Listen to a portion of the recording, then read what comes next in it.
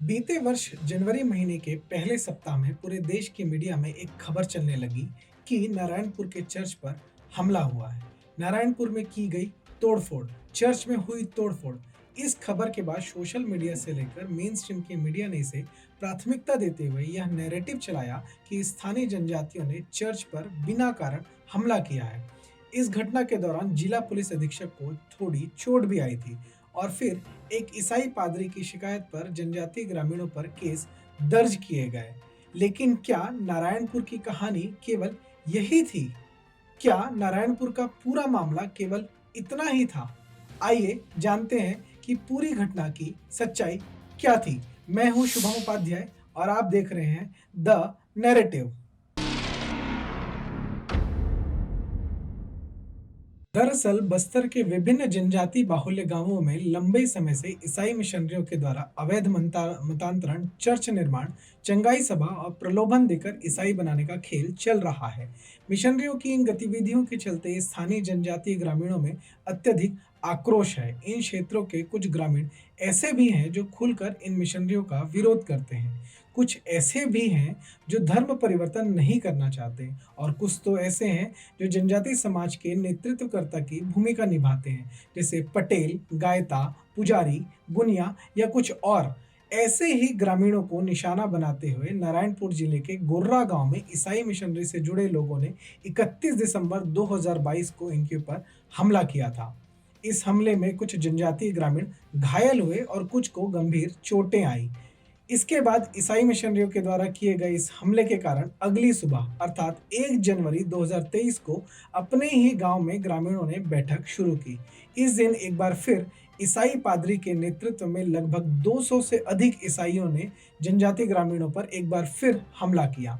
ग्रामीणों के इस हमले में ग्रामीणों के ऊपर हुए इस हमले में कई लोग घायल हुए, कई गंभीर तरीके से घायल हुए और उन्हें अस्पताल में एडमिट कराना पड़ा। और जब पुलिस इस माहौल को शांत कराने पहुंची तब ईसाइयों की इस आतंकी भीड़ ने पुलिस बल पर भी हमला किया। इस हमले में इड़का थाना के प्रभारी वाई.एस. जोशी को गंभीर चोट आई, लेकिन उसके बावजूद उन्होंने ईसाइयों पर कोई कंप्लेन दर्ज नहीं की। ग्रामीणों पर हुए इस हमले के बाद कई लोग अपनी जान बचाकर घटनास्थल से भागने लगे और 1 दर्जन से अधिक जनजाति ग्रामीण इसमें घायल हुए। वहीं कुछ ग्रामीणों को गंभीर हालत में अस्पताल में भर्ती कराया गया।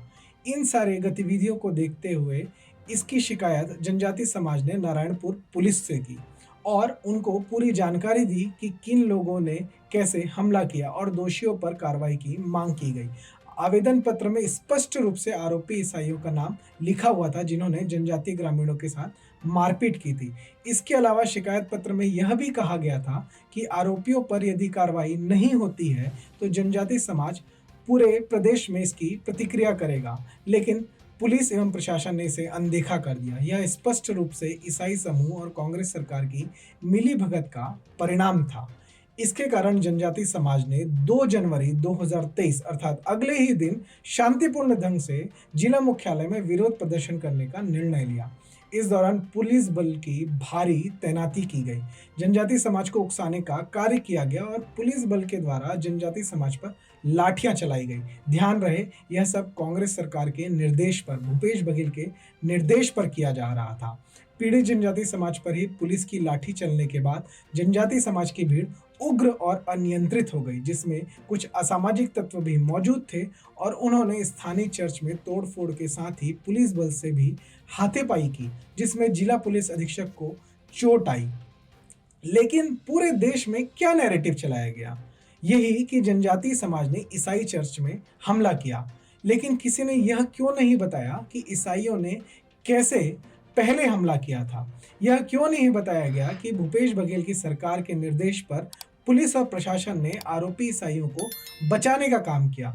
यह क्यों नहीं बताया गया कि 31 दिसंबर की रात और 1 जनवरी की सुबह को कैसे ईसाई मिशनरियों के लोगों ने बहुत बड़ी संख्या में पादरी के नेतृत्व में स्थानीय ग्रामीणों को मारने का काम किया?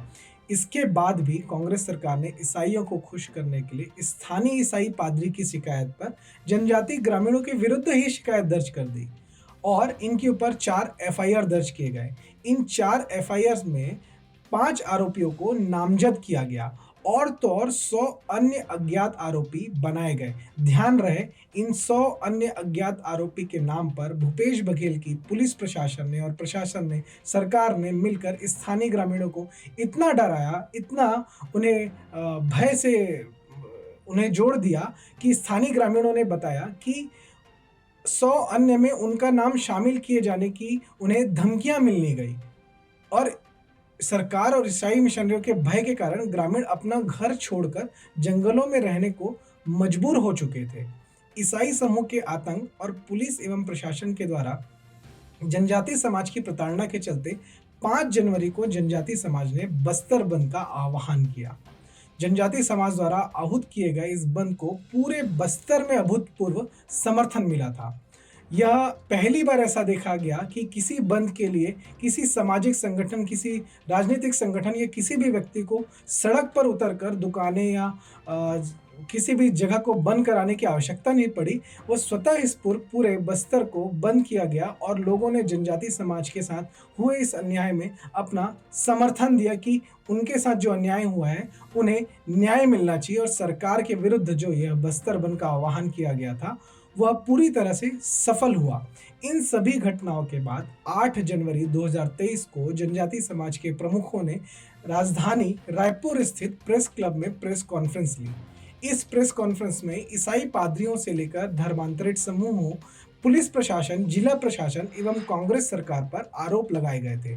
प्रेस कॉन्फ्रेंस में यह मांग की गई थी कि ईसाइयों के द्वारा किए जा रहे मतांतरण की गतिविधियों को तत्काल प्रभाव से रोका जाए। साथ ही यह भी कहा गया था कि राज्य सरकार, पुलिस एवं जिला प्रशासन दोषी ईसाइयों के विरुद्ध कार्रवाई नहीं कर रही है।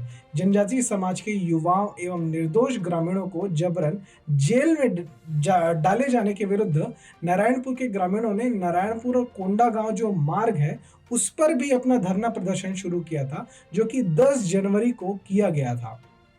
इस प्रदर्शन में आसपास के लगभग 3000 से अधिक जनजातीय ग्रामीण मौजूद थे। स्थिति ऐसी थी कि इन ग्रामीणों के होने के कारण पुलिस और प्रशासन के हाथ पांव फूल गए थे, क्योंकि जो स्थानीय जनजातीय ग्रामीण थे वो अपने आराध्य देव आंगा देव को लेकर सड़क पर विरोध प्रदर्शन करने बैठ चुके थे और उनकी स्पष्ट रूप से मांग थी कि जो वास्तविक दोषी है उन पर कार्रवाई की जाए और पुलिस जिस तरह से निर्दोष जनजातियों पर कार्रवाई कर रही है उसे रोका जाए और किसी भी निर्दोष जनजातीय व्यक्ति के ऊपर कार्रवाई नहीं होनी चाहिए। इस बीच पुलिस प्रशासन ने एक और बड़ा कदम उठाते हुए जनजातीय समाज को ही एक बार फिर निशाना बनाया या उसे ही कल्प्रिट बनाने का प्रयास किया। 9 जनवरी 2023 को जिला कलेक्टर और जिला पुलिस अधीक्षक ने एक सभा बुलाई और इस सभा में केवल जनजातीय समाज को बुलाया गया और जनजातीय समाज को बुलाकर उन्हें हिंसा नहीं करने की शपथ दिलाई गई। ध्यान रहे कि जनजातीय समाज जो कि स्वयं पीड़ित था, जिनके साथ हिंसा की गई, जिनके ऊपर ईसाई मिशनरियों ने हमला किया, जिनके ऊपर ईसाई मिशनरियों ने प्राणघातक हमले किए, जिनको मारने की कोशिश की गई, जो लोग घायल हुए, जिनके लोग अस्पताल में भर्ती रहे, जो पीड़ित समूह था, उन्हें ही जिला प्रशासन और पुलिस प्रशासन ने बुलाकर शपथ दिलवाई कि वो हिंसा नहीं करेंगे। यह स्पष्ट रूप से एक समाज में संकेत देने का प्रयास था कि किस तरह से जनजातीय समाज को पीड़ित ना दिखाकर उन्हें ही कल्प्रिट दिखाने की कोशिश की जा रही थी। दरअसल यह एक ऐसा षड्यंत्र था कि एक तरफ जहां ईसाई समूह ने हिंसा की, जनजातियों पर जानलेवा हमले किए और जनजातीय ग्रामीणों के मन में भय पैदा किया, लेकिन बावजूद इसके पुलिस प्रशासन और भूपेश बघेल की सरकार ने पीड़ित जनजातीय समाज को ही आरोपी की तरह पेश कर उनसे हिंसा नहीं करने की शपथ दिलवाई। वहीं दूसरी तरफ एक फैक्ट फाइंडिंग कमेटी कम्युनिस्ट समूहों की गई थी, जिसको वृंदा कराद लीड कर रही थी और उसमें केवल और केवल ईसाई समूह से बात की गई। ईसाई समूह के बयान लिए गए और उन्हें ही पीड़ित की तरह पेश किया गया। वहीं दूसरी ओर एक और फैक्ट फाइंडिंग कमेटी गई थी, जो कि सत्यशोधन ट्रस्ट भोपाल से जुड़ी हुई थी। इस फैक्ट फाइंडिंग कमेटी ने ना ही सिर्फ ईसाई समूह से बात किया, बल्कि समस्त जनजातीय ग्रामीणों और जो पीड़ित हैं उनके साथ बात करने के साथ-साथ अन्य समाज के प्रमुखों एवं अन्य समाज से जुड़े लोगों से भी उन्होंने बात की। और उन उस फैक्ट फाइंडिंग कमेटी की बातचीत के दौरान मीडिया ने जो सामने देखा, उससे यह चीज़ स्पष्ट हुई कि स्थानीय जनजाति ग्रामीण हैं, वो ईसाई मिशनरियों के कारण काफ़ी बुरी तरह से भय के माहौल में जी रहे थे। ध्यान रहे, यह सब उस समय का जो पूरा कार्यकाल था, यह भूपेश बघेल की सरकार छत्तीसगढ़ में शासन चला रही थी और उनके निर्देशों पर ही स्थानीय जनजाति ग्रामीणों को इस तरह से प्रताड़ित किया जा रहा था। जो स्थानीय पुलिस प्रशासन है, स्थानीय जिला प्रशासन है, वह पूरी तरह से स्थानीय जनजाति ग्रामीणों को केवल उनके हिंदू होने की सजा दे रहा था। केवल जो ईसाई मिशनरी थे, उन्हें वोट बैंक की राजनीति के कारण उनका समर्थन कर रहा था और मिशनरी जो पूरा नेक्सस है, उनकी जो पूरी लॉबी है, उसका समर्थन कर रहा था। यही भूपेश बघेल की सरकार, जो जनजाति हितों की रक्षा की बात करती थी, उन्होंने जनजातीय समाज को पूरी तरह से गर्त में डालने का काम किया था और उनके लिए धर्मांतरण के अलावा कोई अन्य विकल्प नहीं छोड़ा था। यह घटना थी नारायणपुर की, जिसकी सच्चाई कभी किसी ने पूरी तरह से नहीं बताई। लेकिन हमने द नैरेटिव में पहले दिन से ही इस घटना को लेकर आक्रामक तरीके से, सही तरीके से, पूरे फैक्ट्स के साथ रिपोर्ट्स जारी की थी और समाज को इसको बताने का प्रयास किया था कि चर्च में जो घटना हुई है, चर्च में जो तोड़-फोड़ हुई है, दरअसल वह सिर्फ़ और सिर्फ़ रिएक्शन था, जो पुलिस की नाकामी थी, जिला प्रशासन की नाकामी थी, भूपेश बघेल सरकार की जो नाकामी थी और ईसाई मिशनरियों के द्वारा जो उकसाने का कार्य किया जा रहा था, उसके विरुद्ध वो एक रिएक्शन था, ना कि वो कोई हमला था। यदि पुलिस बल, प्रशासन, भूपेश बघेल की सरकार समय पर कार्रवाई करती, ईसाई मिशनरी जो दोषी थे, उसके जो आरोपी थे, उन पर कार्रवाई करती, उन्हें जेल में डालती, उन पर केस दर्ज किए होते, तो ये चर्च वाली घटना कभी नहीं होती। नारायणपुर घटना की यह असली सच्चाई है, यही वास्तविकता है जो सभी से छुपाई जाती है। आप इस तरह की खबरों को देखने के लिए देखते रहें, लगातार द नैरेटिव देखते रहें और हम ऐसे ही एक्सक्लूसिव रिपोर्ट्स आपके लिए द नैरेटिव पर लाते रहेंगे, जिसमें पूरी तरह से फैक्ट्स होंगे, पूरी सच्चाई होगी और हम हर विषय की जड़ पे जाकर, उसकी मूल में जाकर, उसकी सच्चाई बाहर निकाल कर आपको हम बताएँगे। देखते रहिए द नैरेटिव।